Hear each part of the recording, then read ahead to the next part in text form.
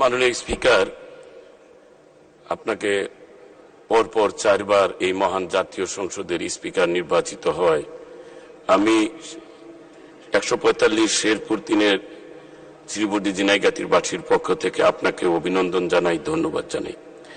আমি ধন্যবাদ জানাই আমার শেরপুর 3-এর সর্বস্তরের জনসাধারণ এই প্রথমবারের মতো আমাকে মহান সংসদে পাঠিয়েছেন, তাদেরকে ধন্যবাদ এবং কৃতজ্ঞতা জানিয়ে আমি 71 বিধি অনুসারে জরুরি গুরুত্বপূর্ণ একটা নোটিশ আমি দিয়েছিলাম।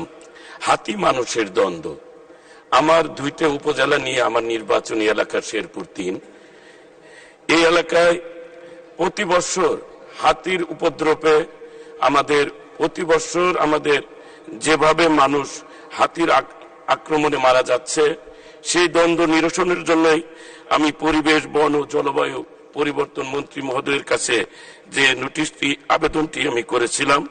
এখানে আমাদের হাতি মানুষের দ্বন্দ্ব যদি নিরসন করতে না পারি, আমাদের এই অঞ্চলের আমাদের ব্যাপক প্রতি বছর শত শত একর আমাদের ফসলি জমি হাতি ভারত থেকে এসে আমাদের এই সীমান্তবর্তী 2টা উপজেলায় এই ফসলের ব্যাপক ক্ষতি করে। আমাদের কৃষি প্রধান দেশ, প্রত্যেকটা কৃষক ক্ষতিগ্রস্ত হয়। বৎসরের যে ফসল ফলা, সেই ফসলগুলা ক্ষতিগ্রস্ত করে যায়। আমি মাননীয় প্রধানমন্ত্রীকে দৃষ্টি আকর্ষণ করে তাকে ধন্যবাদ জানাই। উনি যে সকল জমির আমাদের দলিল বা রেকর্ড রয়েছে, ক্ষতিগ্রস্ত হলে সে সকল কৃষকদের ক্ষতিপূরণের ব্যবস্থা করেছেন।